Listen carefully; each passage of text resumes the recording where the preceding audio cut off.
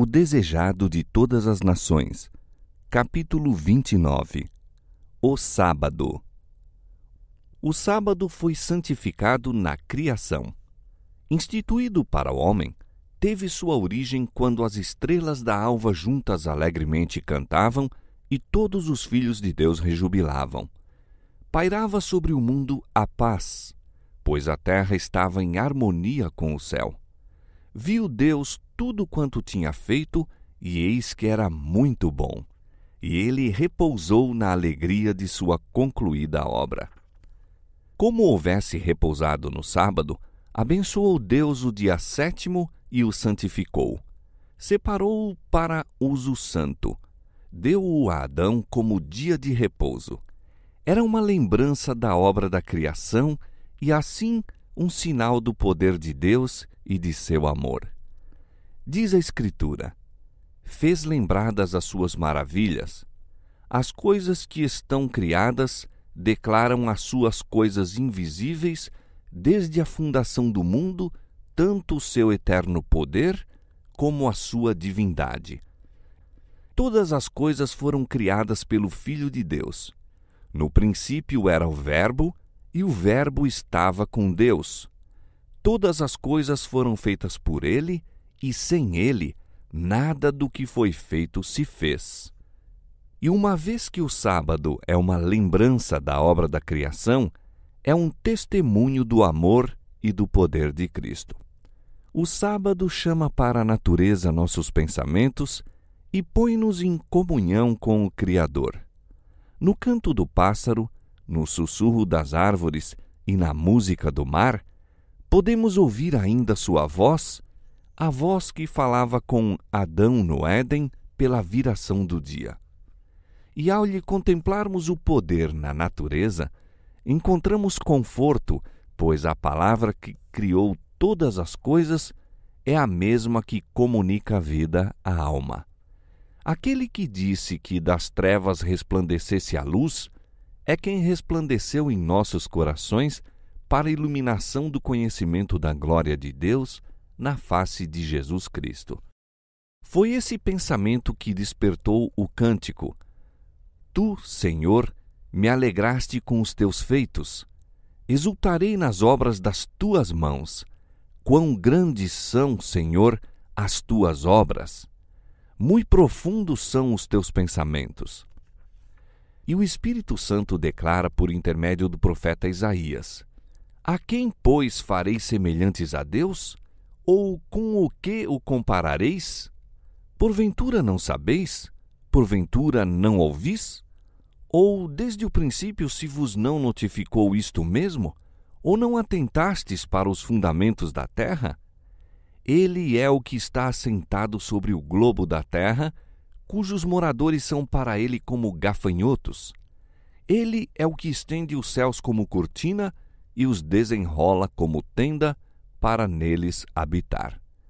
A quem, pois, me farei semelhante para que lhe seja semelhante? Diz o Santo.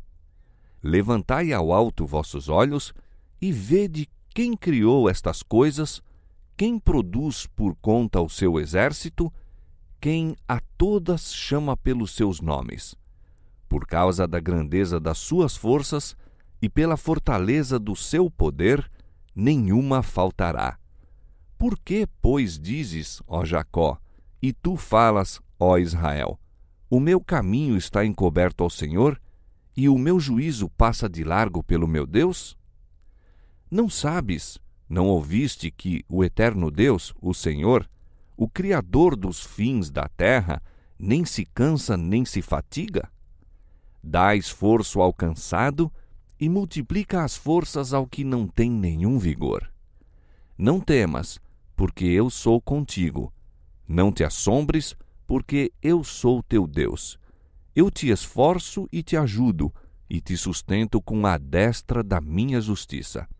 Olhai para mim e sereis salvos, vós todos os termos da terra, porque eu sou Deus e não há outro. Eis a mensagem escrita na natureza, e que o sábado se destina a conservar na memória. Quando o Senhor pediu a Israel que lhe santificasse os sábados, disse: servirão de sinal entre mim e vós, para que saibais que eu sou o Senhor vosso Deus. O sábado estava incluído na lei dada no Sinai, mas não foi então que primeiro se tornou conhecido como dia de descanso. O povo de Israel tinha disso conhecimento antes de chegarem ao Sinai. No caminho para aí, o sábado era guardado. Quando alguns o profanaram, o Senhor os repreendeu, dizendo: Até quando recusareis guardar os meus mandamentos e as minhas leis? O sábado não se destinava meramente a Israel, mas ao mundo. Fora tornado conhecido ao homem no Éden, e como os demais preceitos do Decálogo, é de imutável obrigatoriedade.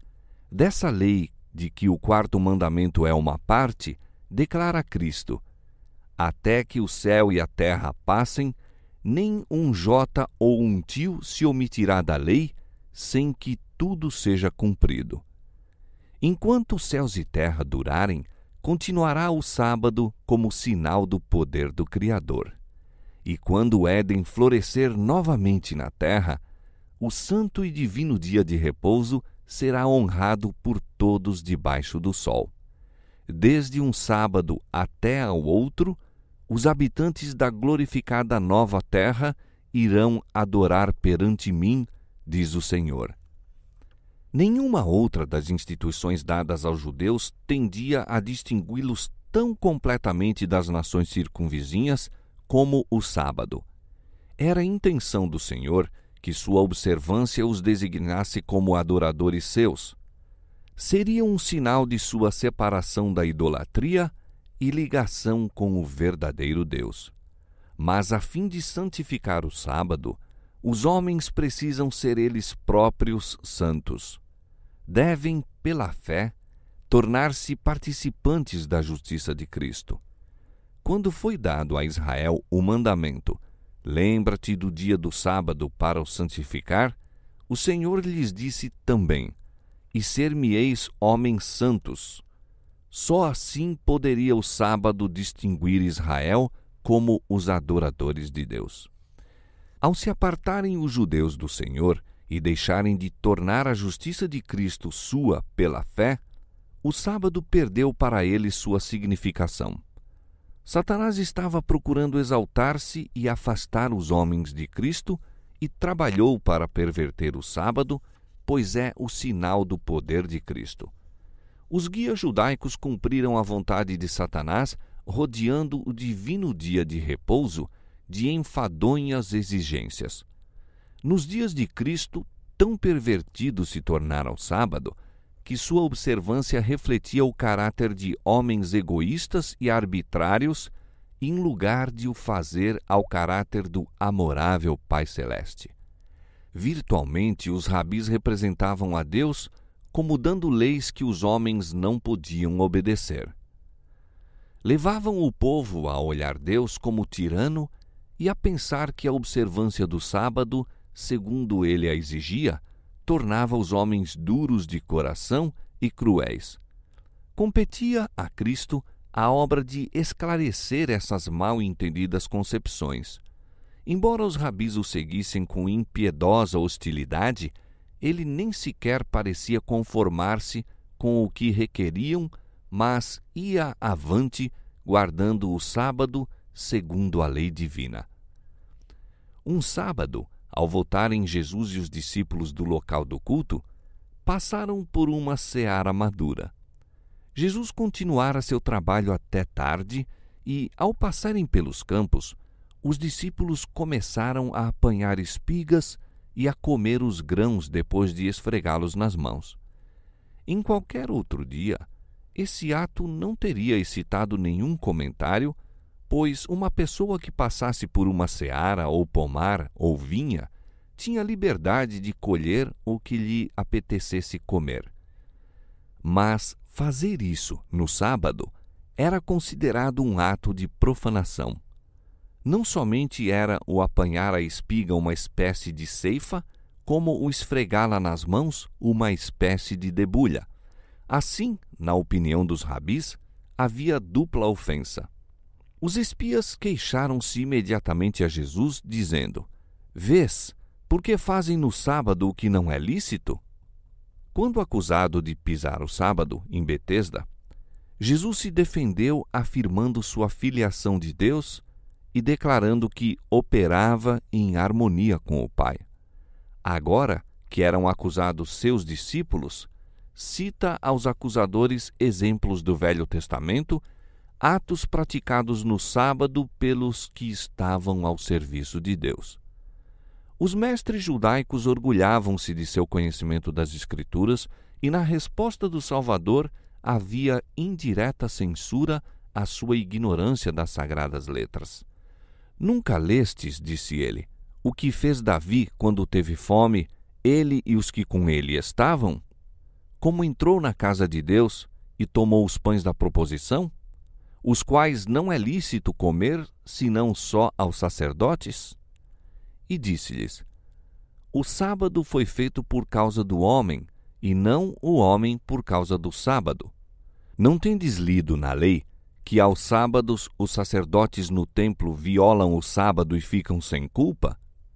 Pois eu vos digo que está aqui quem é maior do que o templo.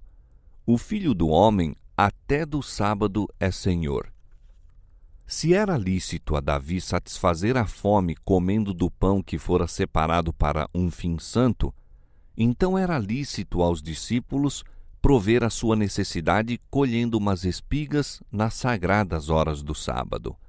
Demais, os sacerdotes no templo realizavam um maior trabalho no sábado que em outros dias. O mesmo trabalho feito em negócios seculares seria pecado, mas a obra dos sacerdotes era realizada no serviço de Deus. Estavam praticando os ritos que apontavam ao poder redentor de Cristo e seu trabalho achava-se em harmonia com o desígnio do sábado. Agora, porém, viera o próprio Cristo. Os discípulos, fazendo a obra de Cristo, estavam empenhados no serviço de Deus e o que era necessário à realização dessa obra era direito fazer no dia de sábado. Cristo queria ensinar aos discípulos e aos inimigos que o serviço de Deus está acima de tudo. O objetivo da obra de Deus neste mundo é a redenção do homem. Portanto, tudo quanto é necessário que se faça no sábado no cumprimento dessa obra está em harmonia com a lei do sábado. Jesus coroou então seu argumento declarando-se Senhor do sábado, alguém que estava acima de qualquer dúvida, acima de toda a lei. Esse eterno juiz absolve de culpa os discípulos, apelando para os próprios estatutos de cuja violação são acusados. Jesus não deixou passar a questão como uma simples repreensão aos inimigos. Declarou que, em sua cegueira, se haviam enganado quanto ao desígnio do sábado. Disse: Se vós soubesseis o que significa misericórdia quero e não sacrifício, não condenaríeis os inocentes. Os muitos ritos deles, destituídos de coração, não podiam suprir a falta daquela verdadeira integridade e terno amor que há de para sempre caracterizar o genuíno adorador de Deus. Cristo reiterou ainda a verdade de que os sacrifícios eram, em si mesmos, destituídos de valor. Eram um meio e não um fim. Seu objetivo era dirigir os homens ao Salvador, levando-os assim em harmonia com Deus. É o serviço de amor que Deus precisa. Quando falta esse, a mera rotina da cerimônia é-lhe ofensiva. O mesmo quanto ao sábado. Visava este pôr os homens em comunhão com o Senhor. Quando, porém, o espírito estava absorvido com enfadonhos ritos, o objetivo do sábado era contrariado. Sua observância meramente exterior era um escárnio. Outro sábado, ao entrar Jesus na sinagoga, viu aí um homem cuja mão era mirrada. Os fariseus o observavam ansiosos de ver o que faria. Bem sabia o Salvador que, curando no sábado, seria considerado transgressor, mas não hesitou em derribar o muro das exigências tradicionais que atravancavam o sábado. Jesus pediu ao enfermo que se adiantasse, perguntando então: é lícito no sábado fazer bem ou fazer mal? Salvar a vida ou matar? Era uma máxima entre os judeus que deixar de fazer o bem, havendo oportunidade para isso, era fazer mal. Negligenciar salvar a vida era matar. Assim Jesus os atacou com suas próprias armas, e eles calaram-se. E olhando para eles em redor com indignação, condoendo-se da dureza do seu coração, disse ao homem: estende a tua mão. E ele a estendeu, e foi-lhe restituída a sua mão, sã como a outra. Quando interrogado: é lícito curar no sábado? Jesus respondeu: qual dentre vós será o homem que, tendo uma ovelha, se num sábado cair numa cova, não lançar a mão dela e a levantará? Pois quanto mais vale um homem do que uma ovelha? É, por consequência, lícito fazer bem nos sábados. Os espias não ousaram responder a Jesus em presença da multidão, por temor de se envolverem em dificuldades. Sabiam que ele dissera a verdade. De preferência a violar suas tradições, deixariam um homem sofrer, ao passo que socorreriam um animal por causa do prejuízo para o possuidor, caso fosse o mesmo negligenciado. Assim, maior era o cuidado que manifestavam por um animal que por um homem criado à imagem divina. Isso ilustra a operação de todas as religiões falsas. Criam no homem o desejo de se exaltar acima de Deus, mas o resultado é degradá-lo abaixo do animal. Toda religião que combate a soberania de Deus despoja o homem da glória que lhe pertencia na criação e lhe deve ser restituída em Cristo. Toda religião falsa ensina seus adeptos a serem descuidosos para com as necessidades, sofrimentos e direitos humanos. O Evangelho dá alto valor à humanidade como resgate do sangue de Cristo e ensina uma terna solicitude pelas necessidades e misérias do homem. O Senhor diz: farei que um homem seja mais precioso do que o ouro puro e mais raro do que o ouro fino de Ofir. Quando Jesus se voltou para os fariseus com a pergunta se era lícito no dia de sábado fazer bem ou mal, salvar ou matar, pôs-lhes diante os próprios maus desígnios deles. Estavam-lhe dando caça à vida com ódio acerbo, ao passo que ele salvava a vida e trazia felicidade às multidões. Seria melhor matar no sábado, como estavam planejando, do que curar o aflito como fizera ele? Seria mais justo ter o homicídio no coração durante o santo dia de Deus que amor para com todos os homens, amor que se exprime em atos de misericórdia? Na cura da mão mirrada, Jesus condenou o costume dos judeus e colocou o quarto mandamento no lugar que Deus lhe destinara. É lícito fazer bem nos sábados, declarou ele. Pondo à margem as absurdas restrições dos judeus, Cristo honrou o sábado, ao passo que os que dele se queixavam estavam desonrando o santo dia de Deus. Os que afirmam que Cristo aboliu a lei, ensinam que ele violou o sábado e justificou os discípulos em assim fazer. Colocando-se assim na mesma atitude que tomaram os astutos judeus, contradizem dessa maneira o testemunho do próprio Cristo, que declarou: tenho guardado os mandamentos de meu Pai e permaneço no seu amor. Nem o Salvador, nem seus seguidores violaram a lei do sábado. Cristo era um vivo representante da lei. Nenhuma transgressão de seus santos preceitos se encontrou em sua vida.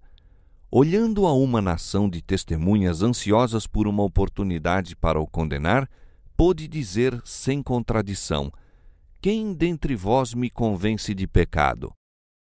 O Salvador não viera para pôr de parte o que os patriarcas e profetas haviam falado, pois ele próprio falara por intermédio desses representantes.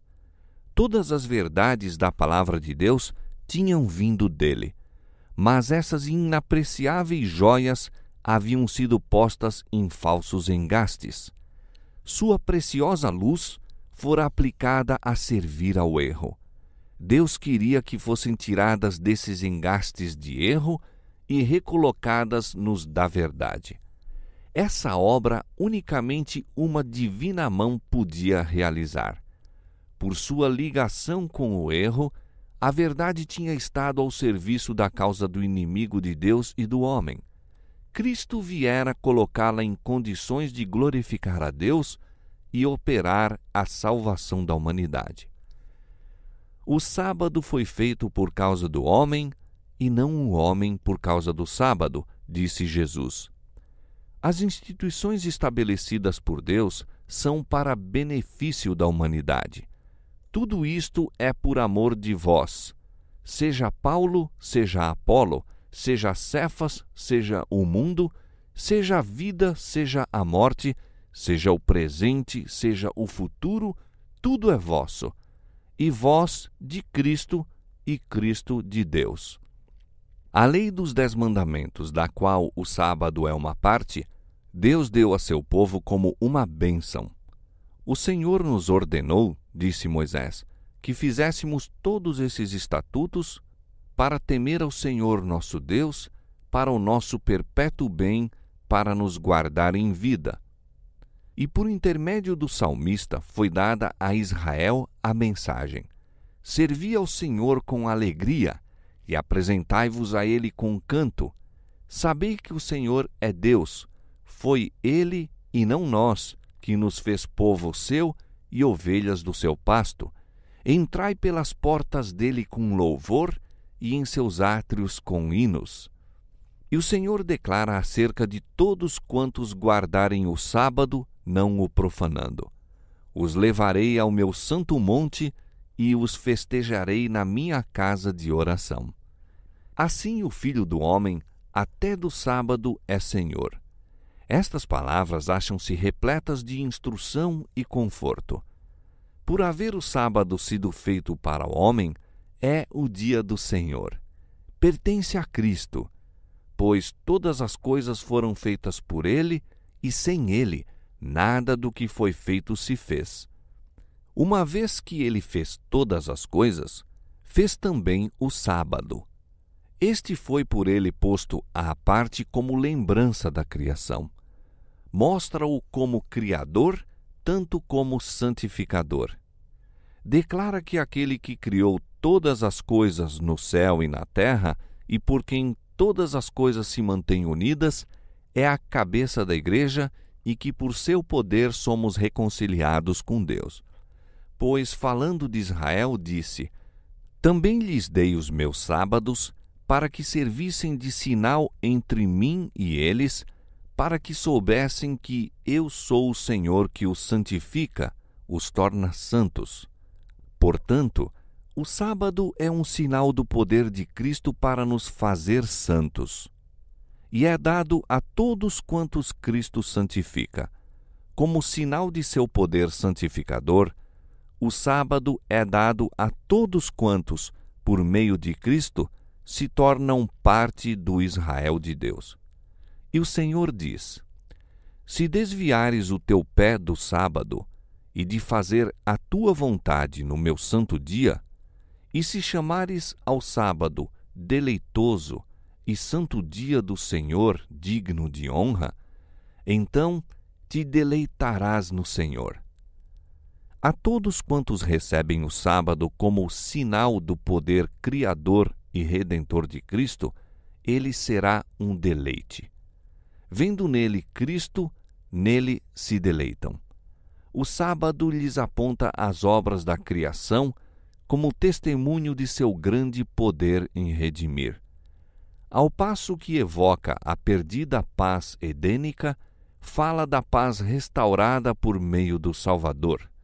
E tudo na natureza lhe repete o convite: vinde a mim, todos os que estáis cansados e oprimidos, e eu vos aliviarei.